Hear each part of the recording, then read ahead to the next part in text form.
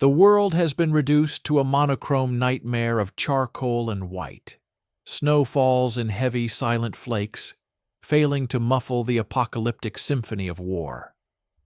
The forest ahead of the town of Fontenoy is dying. Trees snap like matchsticks under artillery fire. The air vibrates with a deep metallic thunder that comes from all directions. Inside the M4A3E8 Sherman tank, sound is a physical force. It is the deafening, all-consuming roar of the engine, the shrieking grind of the tracks on frozen mud, the constant metallic clang of shrapnel against the hull, like a devil's hail. Corporal John Jack Houston does not hear these sounds individually. He feels them in his teeth, in the marrow of his bones. He is not a man in a machine. He has become a nerve in a 30-ton beast of rage and steel. The tank is named Wild Dog. The letters are faint under layers of grime and ice. Its crew is 4. Jack, in the commander's cupola, his eyes pressed against the cold rubber of the periscope. Below him, Perez, the gunner, a boy from Toledo who chews gum that lost its flavor a week ago. Miller, the driver, who hums the same 3 notes of a blues song under his breath, a private mantra against the chaos. Novak, the loader, a farm kid with huge hands that dance around the shells with shocking grace. They are not advancing. They are escaping. The German offensive has shattered the American lines. Order has dissolved into a frantic, bloody scramble west. The Wild Dog is part of a shattered pack, a rearguard of stragglers trying to buy time for the retreat. Fontenoy appears in Jack's periscope like a ghost in the valley.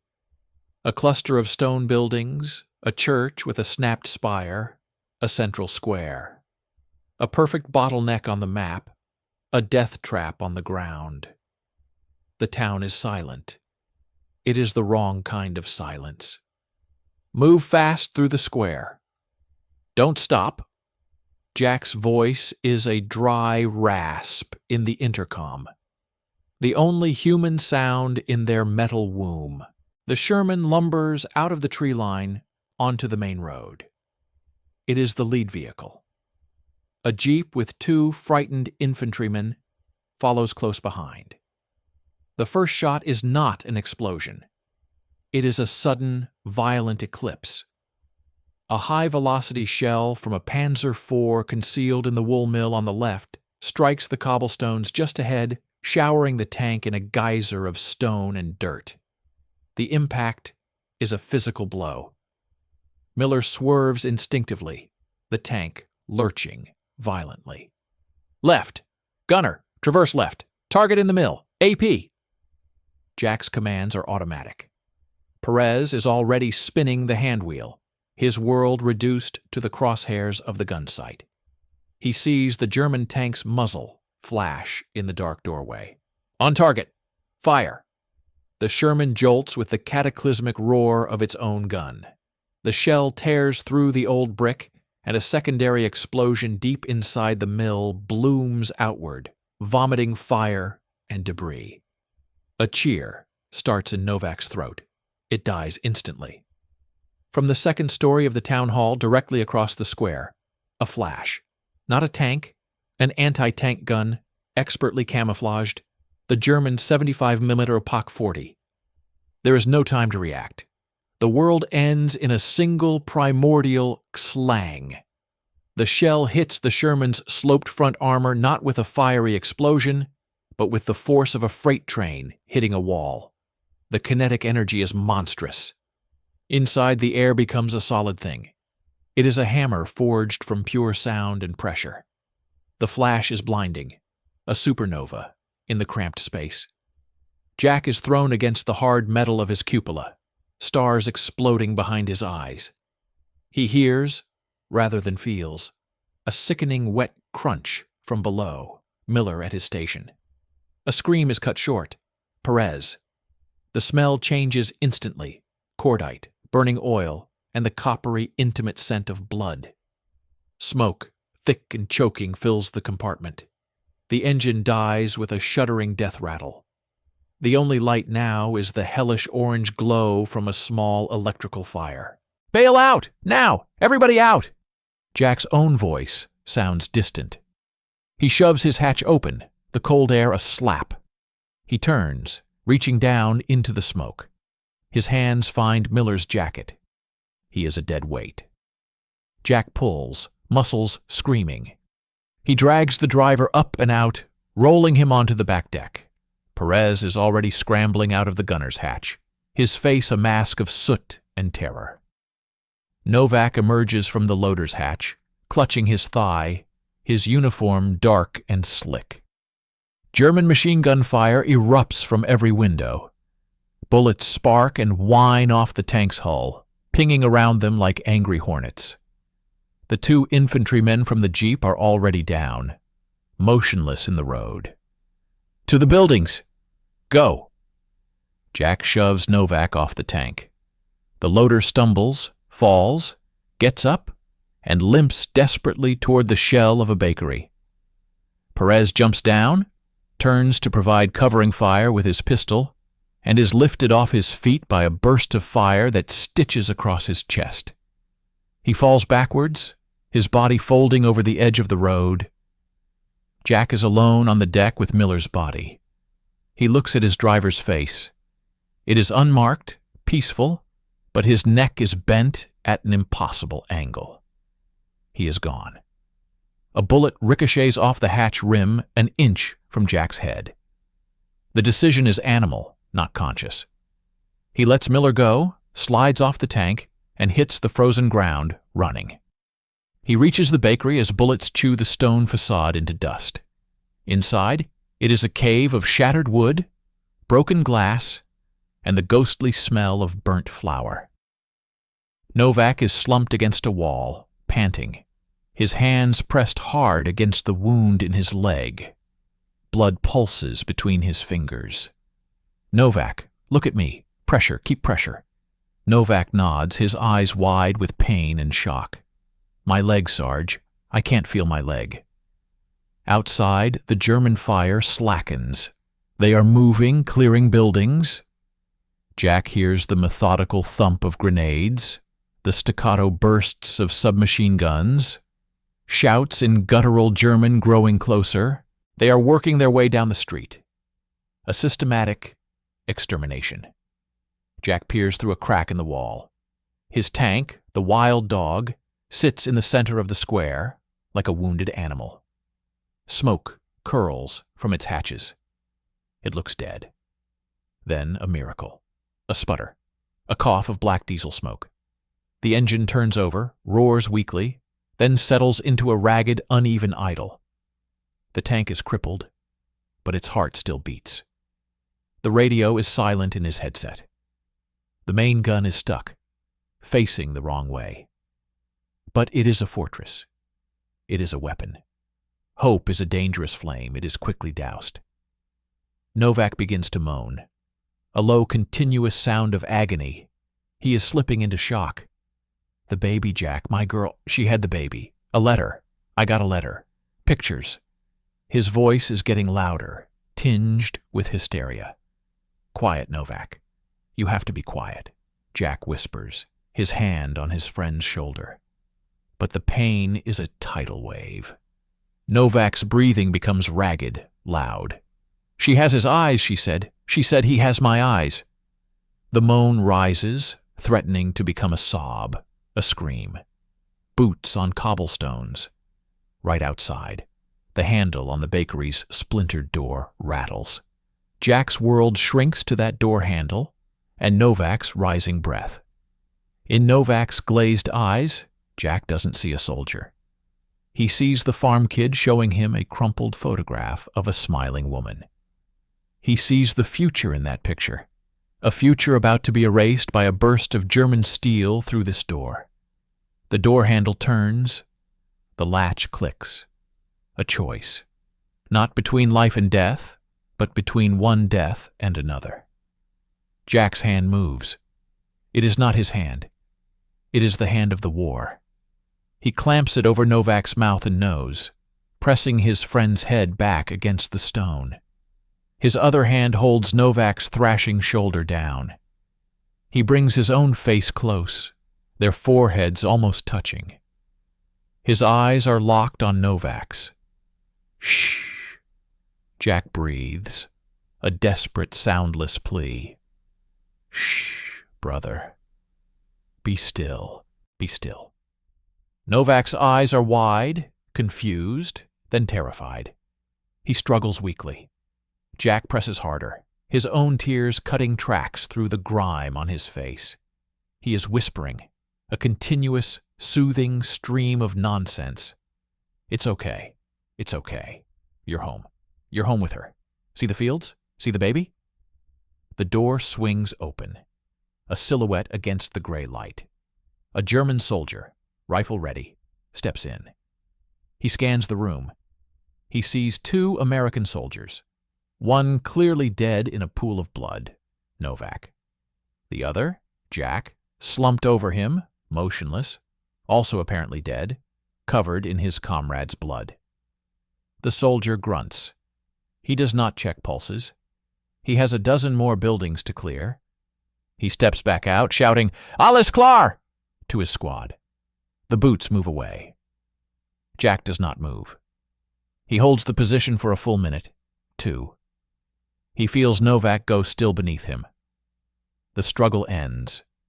The terrible, ragged breathing stops. When he finally pulls his hand away and closes Novak's sightless eyes, something in John Huston closes with them. He sits in the silence, cradled by the ruins and the corpse of his friend. The sound of his own breathing is alien to him. He looks at his hand, the hand that delivered the mercy of silence. It does not tremble. He pulls the blood-stained letter from Novak's pocket. A photograph of a woman and a newborn slips out. Jack tucks it into his own jacket, against his heart. It is no longer a picture. It is a weight, a debt. Slowly, mechanically, he rises. He picks up his Thompson. He walks to the doorway. The square is now occupied. A German half-track is parked near the church. Soldiers are milling, confident. His tank, the Wild Dog, sits ignored, a dead monument. As night finally falls, swallowing the town in deepest blue, Jack moves. He is not a man walking. He is a shadow flowing. He reaches the Sherman. He looks at the name. With a deliberate, grim finality, he smears his hand, still wet with Novak's blood, across the words, Wild Dog, erasing them. The tank is nameless now. A ghost. He opens the hatch and lowers himself into the tomb. The smell of blood, oil, and burned wiring is overwhelming. He sits in the commander's seat. He touches the controls. The engine still idles, a faint vibration in the steel. Through his periscope, the world is a narrow circle of greenish twilight. He sees German soldiers laughing, smoking. He sees the half-track's headlights flick on, illuminating the square.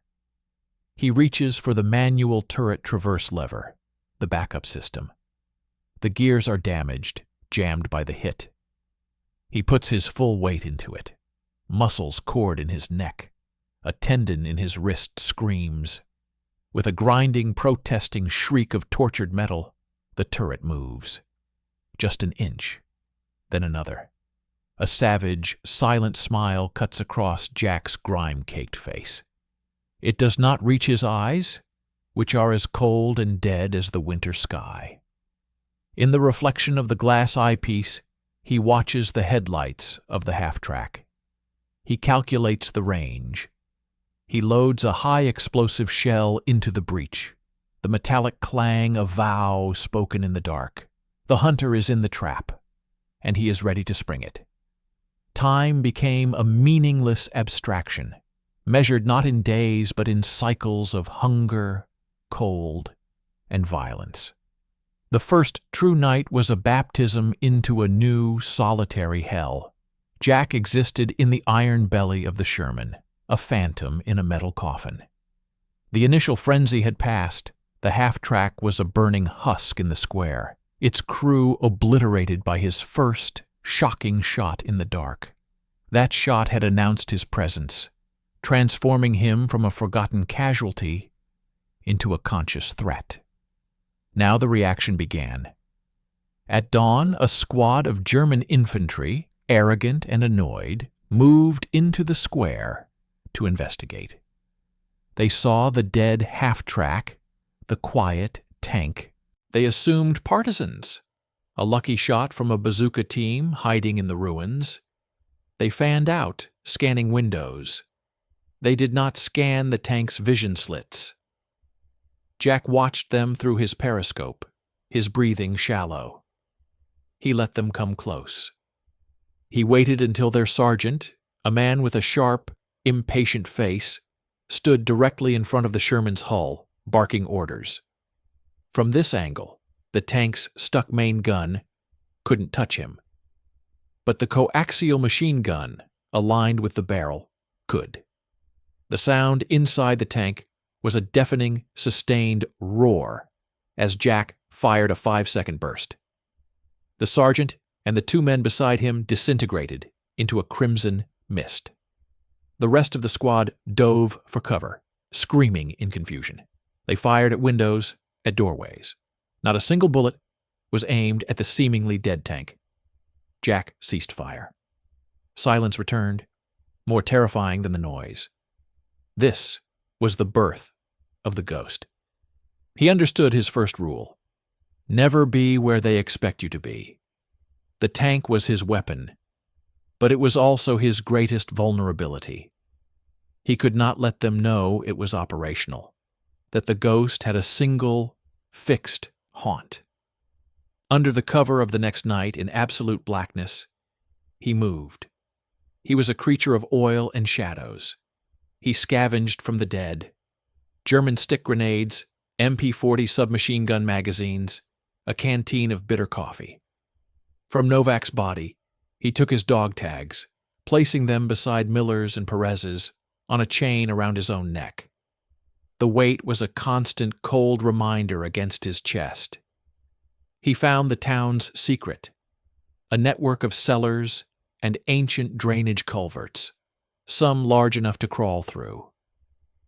He mapped them in his mind, a subterranean highway. He could enter the tank from the bakery cellar, through a blown-out wall, across a 10-meter sprint of open ground he only dared cross in moonless pitch. He began to engineer his legend. He placed a German stick grenade, pin carefully loosened, under the driver's seat of a wrecked Kubelwagen. When soldiers came to salvage parts, the explosion took 2 of them. He ran a thin, almost invisible tripwire from a doorway to a cluster of grenades perched on a second-floor windowsill. A patrol, pushing cautiously through a narrow alley, triggered it. The falling shrapnel was attributed to a clever sniper. He never fired the main gun in daylight. It was his thunder, reserved for the night. A German truck, its headlights cutting the fog, would turn onto the main road. A single, cataclysmic flash from the black shape in the square. The truck would become a fireball, lighting up the frozen faces of the buildings. By the time reinforcements arrived, sweeping the area with machine gun fire and flares, there would be nothing. Just the silent, smoking tank and the echo of vengeance. His only tether to something human was the woman. He spotted her on the 3rd day, a fleeting glimpse of a gray dress in a second-story window of a house on the square's northern edge. A civilian. He watched, expecting a signal to the Germans. None came. He saw her face, pale and drawn, watching the square with a hollow-eyed stare. One night, desperate for water beyond the rusty drips in the tank's hull, he risked the culvert that ran near her building. He emerged silently in her root cellar, a phantom covered in mud and hydraulic fluid. She was there, waiting. She did not scream. Her name was Elise. Her parents were dead in the cellar, killed in the first artillery barrage. She was living with their corpses because she had nowhere else to go. She spoke in hushed, precise French, and he understood just enough. In her eyes he saw the same hollowed-out thing that lived in his own soul.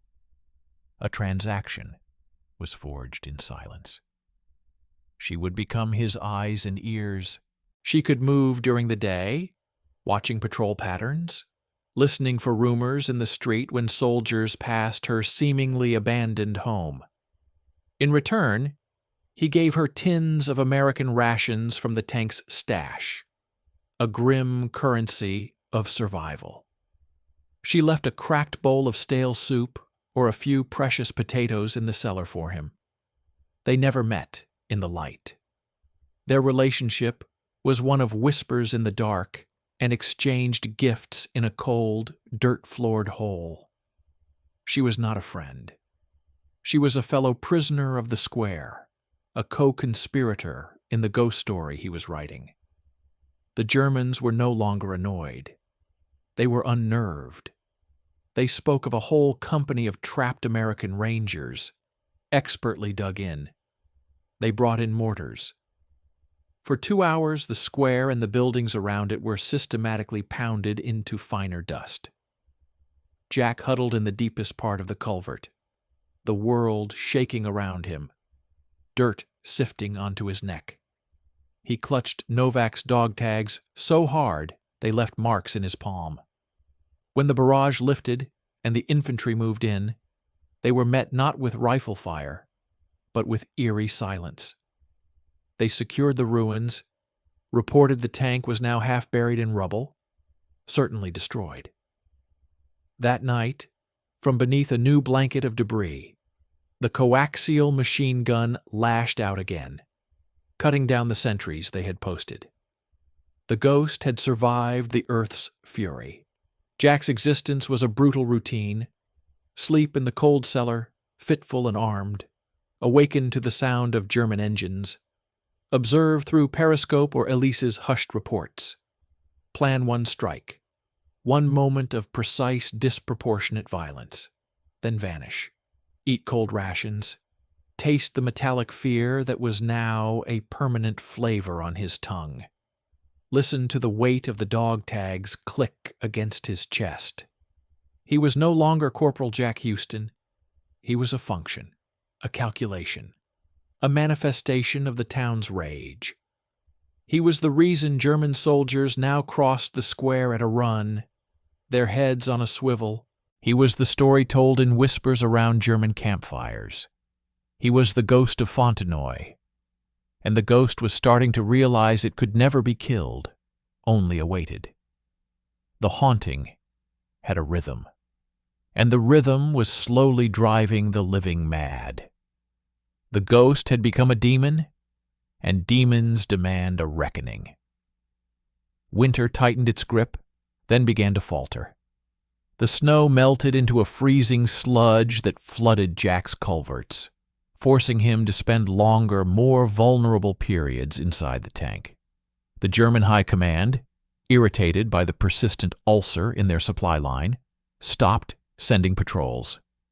They sent an executioner. They came at first light, not with stealth, but with grim, overwhelming force. A full company. Not the tired infantry of the garrison, but crisp, clean-faced troops in winter camouflage smocks. Gebirgsjäger, mountain hunters. They did not march into the square. They occupied it. They ringed the perimeter with machine gun nests on tripods, their fields of fire interlocking in a deadly web. They set up mortars and a direct-fire infantry gun on the town hall's second floor, its barrel pointed like an accusing finger at the Sherman. Jack watched through his periscope, the ice in his gut colder than the frozen metal around him. This was no longer a hunt. It was a siege.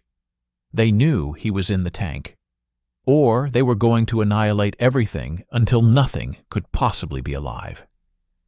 Elise's signal, A single ragged towel hung from a specific window was absent. The house was dark. Jack felt a pang of something sharper than fear. It was the fear of being truly alone. The German commander, a major with a meticulously trimmed beard, stood behind an armored personnel carrier and used a loudspeaker. His voice, distorted and metallic, echoed through the ruins. "American soldier, you have fought with honor. Now your war is over.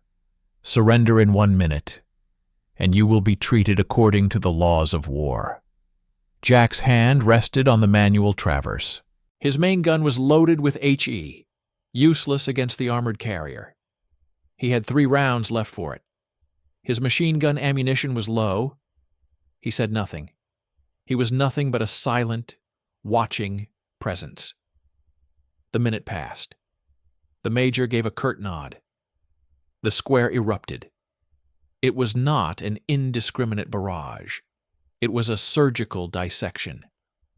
The infantry gun fired first, a high-velocity crack that sent its shell screaming into the bakery, obliterating the wall Jack used for cover. Then the mortars coughed, their rounds walking with methodical precision across the suspected cellar entrances. Machine guns hosed down every window, every shadow. They were systematically destroying his escape routes, his hiding places, his world. Inside the Sherman, the world was a continuous, shuddering concussion. Dust and chips of concrete rained from the hatches. The periscope lenses cracked. Jack curled into a ball on the floor of the turret basket, hands over his ears, mouth open to equalize the pressure. Each impact was a physical blow. This was not combat. It was a burial. The bombardment ceased as suddenly as it began. The silence that followed was a ringing, high-pitched void. Smoke and dust choked the air. Jack forced himself up, wiped the grime from the cracked periscope. Through the haze, he saw the hunters move. Teams of 4, covering each other with lethal precision, began clearing the ruins. They were not checking for survivors. They were ensuring death. He saw them toss grenades into cellars, fire-sustained bursts into piles of rubble. Then, he saw them approach Elise's house. 2 men kicked in the door and vanished inside. A long minute passed. Jack's breath fogged the glass. 1 soldier reappeared, dragging a limp figure by the arm. Elise. She was alive, struggling weakly. The soldier threw her to the cobblestones in the middle of the square, in full view. A prize. Bait. The major walked over, looked down at her, then directly at the Sherman. He spoke, his voice calm, carrying without the loudspeaker. "You see? This is the cost of your stubbornness. Come out now, or I will have her shot. Then we will burn you out." Jack's mind, honed by weeks of isolation and violence, went utterly, terrifyingly calm. It was no longer a human mind. It was a targeting computer, assessing variables. Range to the major, 80 meters. Too far for the MP-40 he'd scavenged. His main gun could not depress low enough to hit the man without the shell skipping over the cobblestones and killing Elise. The coaxial machine gun's field of fire was blocked by a pile of rubble. He had no shot. Elise looked toward the tank, not in hope, in resignation. She gave a faint, almost imperceptible shake of her head. "Don't." The major lost patience. He nodded to the soldier beside Elise. The soldier raised his rifle. Jack acted on pure, desperate instinct. He did what a ghost would do. He fired the tank's .50 caliber machine gun mounted on the cupola, a weapon he never used, as exposing himself to man. It was suicide. But he didn't man it. He yanked the trigger from inside the hatch with a wire he'd rigged for this remote possibility. The massive, rhythmic thud, thud, thud of the .50 cal was a shocking, brutal sound. He wasn't aiming at the soldier or the major. He hosed the facade of the town hall above the infantry gun's position.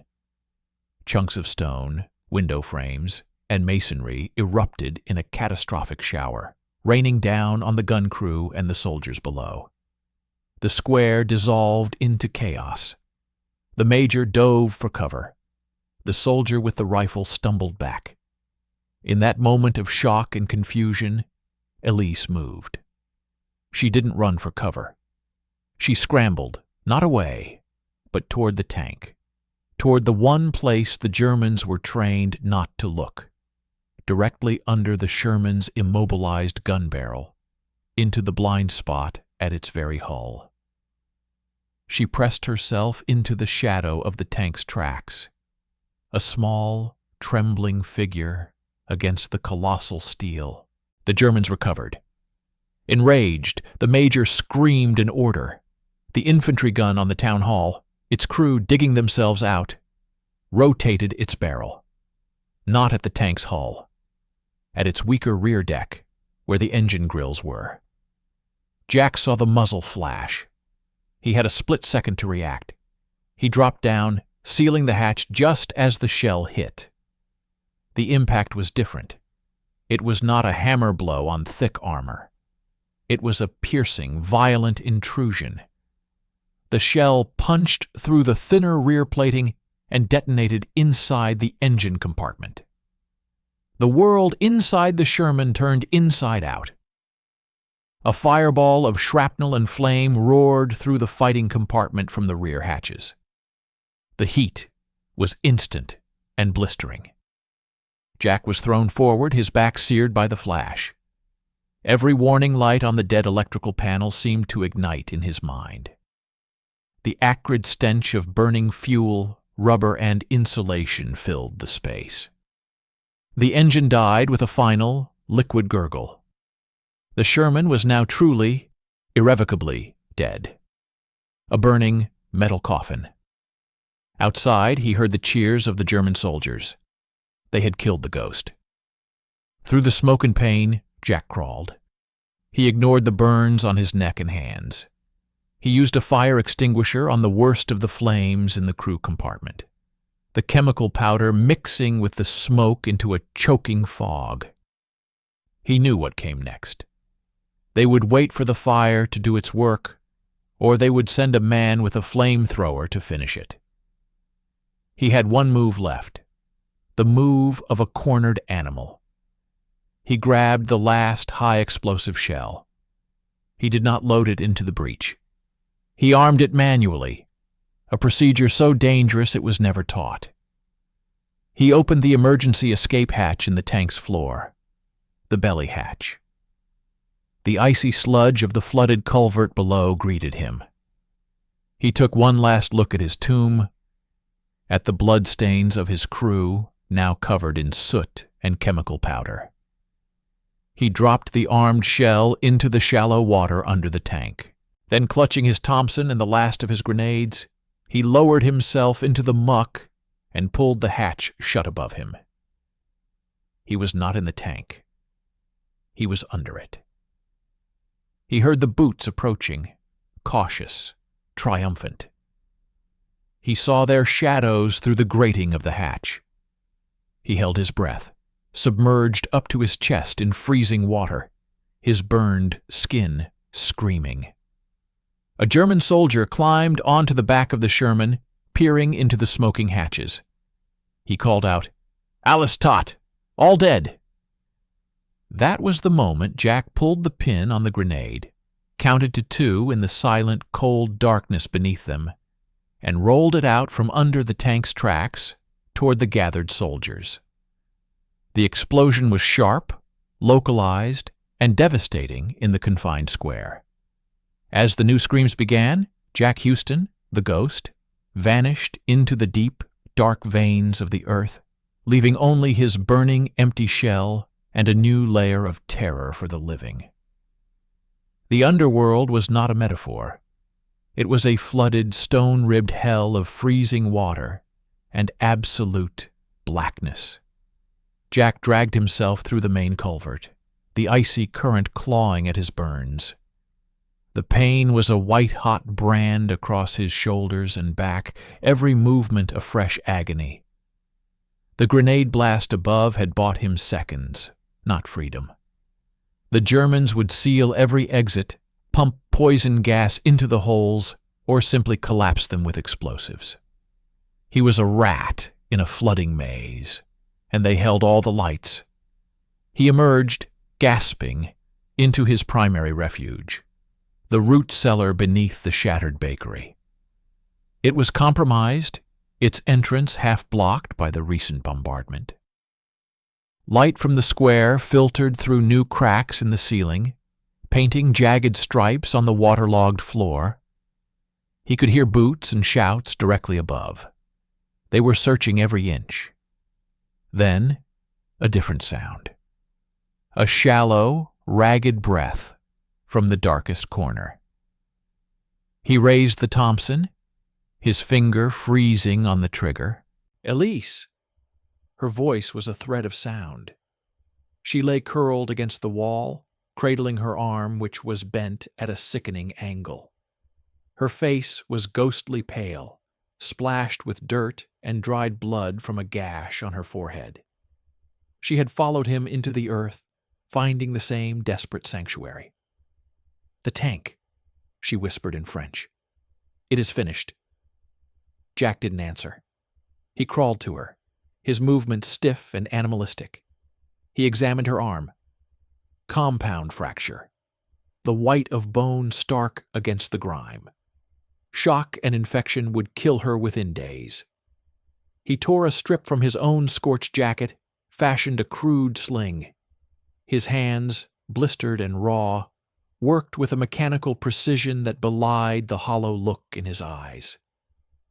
"They will not leave now," she said, her gaze fixed on the dancing dust motes in the light from above. "They are angry. The Major. He is humiliated. He will bring a demon." As if summoned, a new sound rolled over the town, a deep, guttural, diesel growl, different from the trucks or half-tracks. It was the sound of heavyweight armor, of interlocking steel plates grinding. It clanked and squealed as it negotiated the rubble-choked streets, a sound of deliberate, unstoppable force. Jack knew that sound. A Panther. The German answer to the Sherman. Sloped, hardened steel armor almost impervious to his tank's main gun from the front. A long, high-velocity 75mm cannon that could punch through a brick wall and kill what was hiding behind it. They had brought in a sledgehammer to finally crush the nail. Despair, a heavier, more suffocating weight than the water or the stone, pressed down on him. The ghost was exposed. Its haunt was a burning wreck. Its tricks were known. And now the hunter had brought a weapon against which he had no answer. He closed his eyes. He saw not the panther, but the faces on the dog tags cold against his chest. Miller's quiet humming. Perez's focused frown in the gun sight. Novak's terrified, understanding eyes in his final moment. He saw the photograph of the woman and the baby, now pulped and disintegrated in his waterlogged pocket. Nothing left but a stain.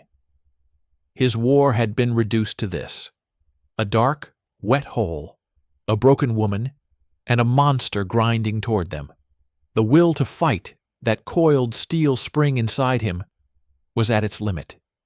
He could fade, slip deeper into the culverts, try to survive as a scavenger until the war passed over him. A true ghost. Then Elise's hand, cold and surprisingly strong, found his burned wrist. She didn't speak.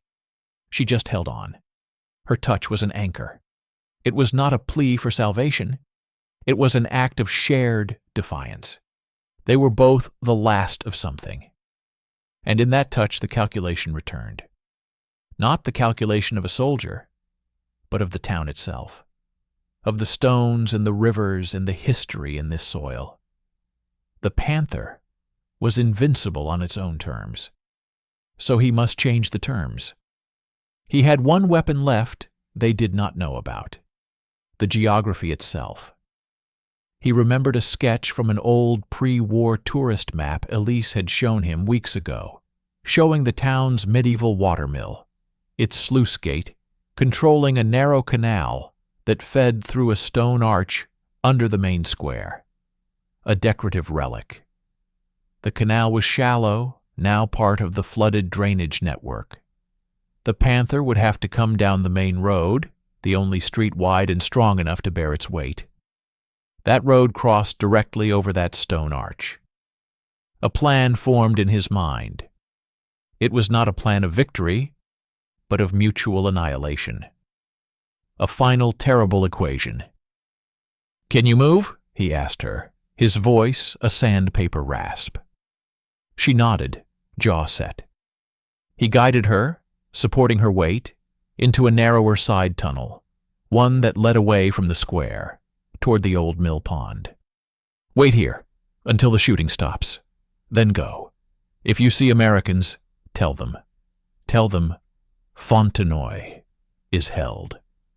He left her there, in the absolute dark. He did not look back. Jack retraced his path, not to the surface, but deeper into the water. He found the stone arch of the canal, its ceiling low, its walls slick with moss. The water here was chest deep. Above, he could feel the vibration of the Panther's approach, a tremor in the ancient stones. He positioned himself directly under the center of the road. From a waterproof pouch, he took his last precious possession: 2 blocks of TNT from the Sherman's emergency demolition kit, linked with a crude waterproof fuse. He had saved it for the absolute end. This was the end. With numb fingers, he wedged the charge into a crack in the keystone of the arch, just above the waterline.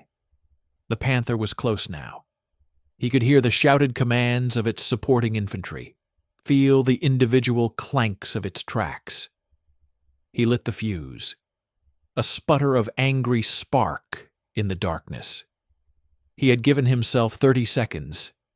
He did not flee. He waded back the way he came, toward the square, toward the sound of the monster. He surfaced in the shattered foundation of a building just off the square, hidden by a mountain of rubble. He had a perfect, ground-level view. The Panther filled the street. It was a monstrous, beautiful thing of angular gray steel, its long gun sweeping like a predator's snout. It moved with confident, lethal grace, crushing the remains of carts and furniture beneath its wide tracks. Its hatches were sealed. It was a moving fortress. It inched forward, onto the stone bridge over the canal arch.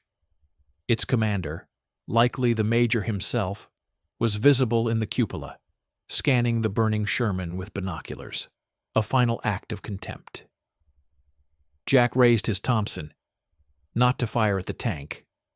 It was a gesture, a final defiant identification of the target. He fired a single, pointless burst at the Panther's frontal armor. The bullets sparked and whined away like insects. The turret began to traverse toward him, the long barrel depressing to point directly at his rubble pile. The eye of the beast found him. In that last second, Jack Houston saw not the gun, but the keystone of the arch directly beneath the center of the Panther's hull. The world did not explode from the tank's gun. It erupted from beneath it. The TNT detonated with a concussive, upward-thrusting whump. The stone arch, centuries old, disintegrated. The cobblestone street above it bulged, then collapsed in a roaring cataract of stone and dust. The Panther, 70 tons of German engineering, dropped instantly into the void, its belly exposed, its track assembly shattering. It slammed down into the canal with a cataclysmic crash of rending metal, coming to rest tilted and trapped, its gun pointing uselessly at the sky. The supporting infantry scattered, screaming. From his pile of rubble, Jack stood. He was out of grenades, out of clever plans, out of time.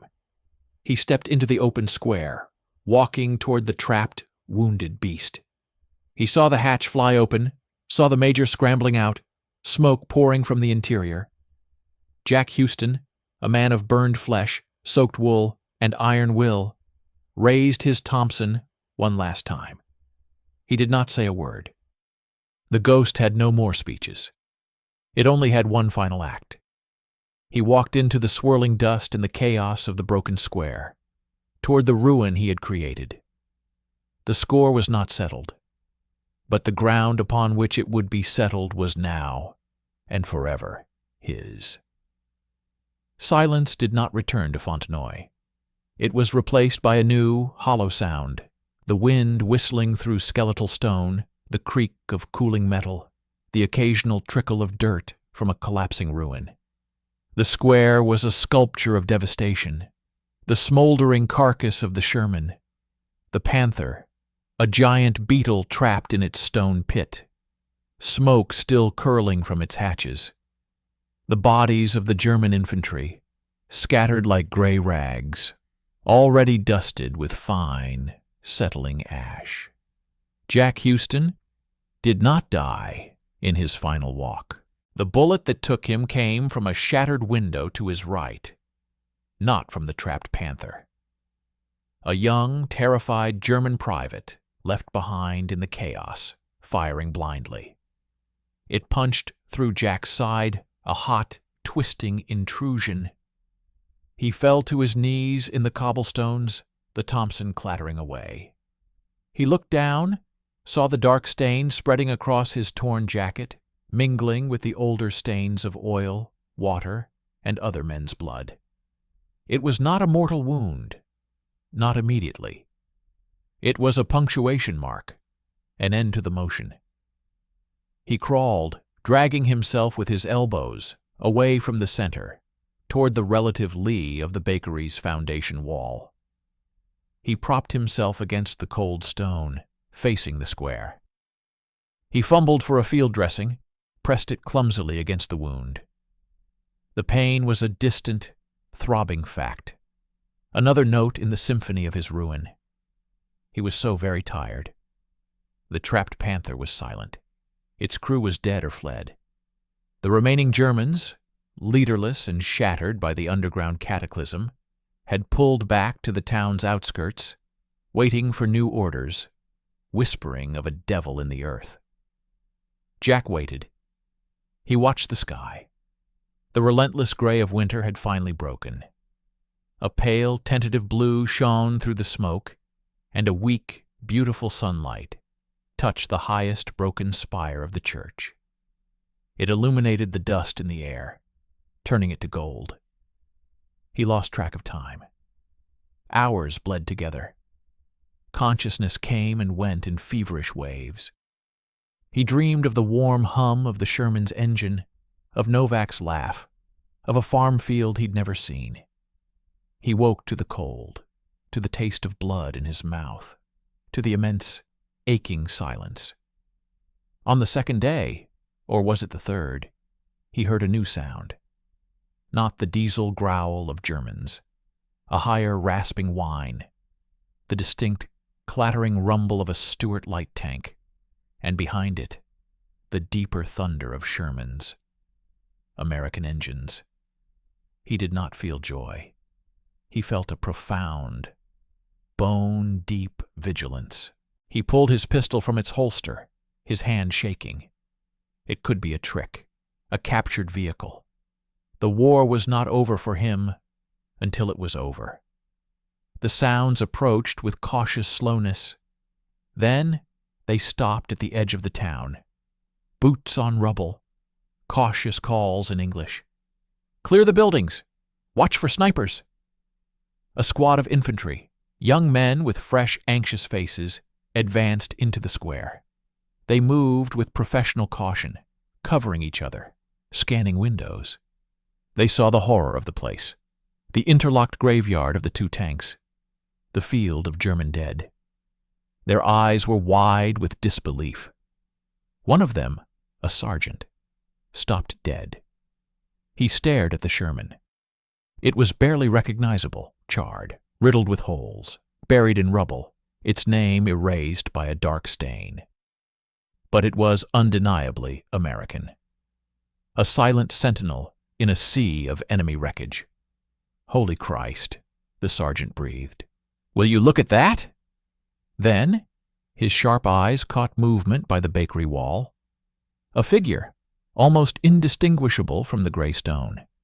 He raised his rifle. "Contact! 3 o'clock! In the rubble!" A dozen rifles snapped to the ready.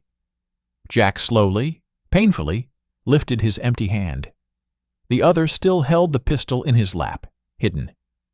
The soldiers approached, forming a wary half-circle. They saw a man, or the remnant of one, caked in a patina of soot, dried blood, and mud. His uniform was a tattered, burned memory. His face was a gaunt mask under the grime, eyes sunken into dark sockets. Yet they were shockingly alert, watching them with the unblinking focus of a predator. From his neck, 3 sets of dog tags glinted dully. The sergeant lowered his rifle an inch. "American." Jack's voice, when it came, was the sound of stone grinding on stone, unused for weeks. "Fontenoy," he croaked. "Is it held?" The soldiers exchanged confused glances. The sergeant stepped closer, his expression shifting from combat readiness to dawning, awe-struck comprehension. He looked from the man to the obliterated Sherman, to the field of German dead, to the panther in its pit. "Yeah, buddy," the sergeant said softly, with a reverence usually reserved for churches. "It's held. The town is clear. We're the 10th Armored. You're relieved."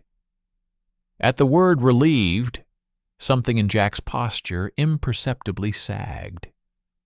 The tension that had held his spine like a steel rod for 65 days evaporated. The pistol in his lap slipped from his fingers and clattered on the stone. Medical corpsmen rushed forward. They tried to get him onto a stretcher. He resisted weakly, a confused animal, his eyes fixed on his tank. They gave him a shot of morphine. The world began to soften at the edges. As they lifted him, he managed to raise his head one last time. His gaze swept across the square. His square. It took in the broken church, the cratered buildings, the silent, victorious hulk of his Sherman. He saw Elise then, emerging from a cellar doorway across the way, supported by another soldier, her arm in a proper sling. She met his eyes and gave a single slow nod. They carried him past the Sherman. As the stretcher passed the tank's front hull, Jack's burned, bleeding hand slipped from the stretcher's side. With the last of his directed strength, he reached out.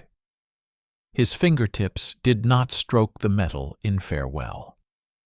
They scraped across the frozen, blood-rusted steel in a final, defiant act of possession, leaving 4 faint parallel trails in the grime. Then his hand fell back, and he was gone, lost to the deep, dreamless void of the finally relieved. The soldiers stood in silence for a long moment, staring at the tank, at the tracks in the grime, at the nightmarish square this one, broken man, had called his command. The young sergeant walked slowly to the Sherman. He placed his own hand on the cold armor, next to the fresh marks. He looked at the trapped panther, the scores of German dead, whose positions told a story of a battle from all directions against a single point. He turned to his radio operator, his voice thick with an emotion he couldn't name. "Get me battalion.